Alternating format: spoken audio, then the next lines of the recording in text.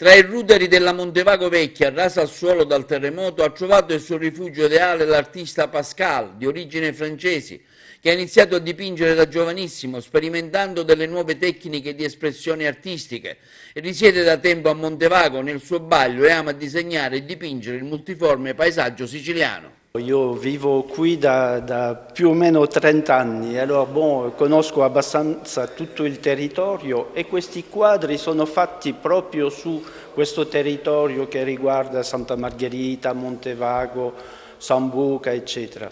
E allora mi interesso particolarmente un poco ai cambiamenti di colori, eccetera, che ci sono nelle campagne. Per esempio qua vediamo il quadro che è quasi la dominante verde e poi il cambiamento in due mesi.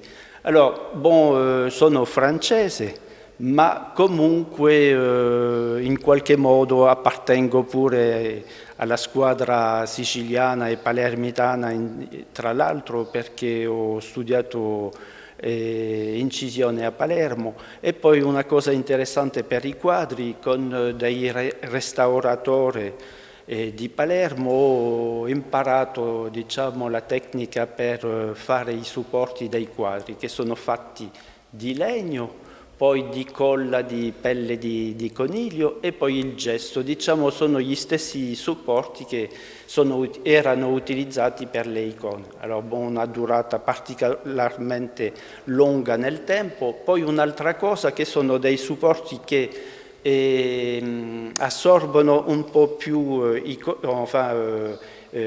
medium, e allora viene paradossalmente più veloce per lavorare fuori, perché tutti questi quadri sono fatti fuori.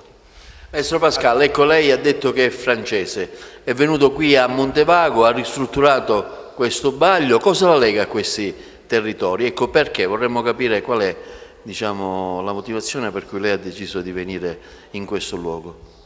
Diciamo, certe volte qui le persone si lamentano, dicono non c'è niente, eccetera, e allora dico questa è un'opportunità. Se non c'è niente vuol dire che possiamo fare tutto quello che vogliamo. Poi paradossalmente devo dire che qua ho trovato delle persone molto, molto oneste, eccetera, perché si possono vedere queste cose nei prodotti qua. Diciamo per esempio i fichi d'India che sono di Montevago, Santa Margherita, eccetera, la ricotta, tutti i prodotti tipici del posto. E trovo che sono dei paesi che sono molto sani.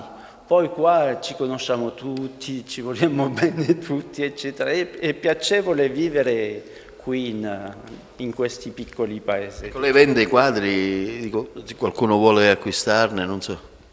Ci provo, non è tanto facile, perché qui l'economia è quella che è una scelta difficile a livello economico, perché adesso non siamo tanto aiutati. Una volta c'erano i fondi per aiutare gli artisti, per fare i cataloghi, eccetera, adesso non ci sono più queste cose.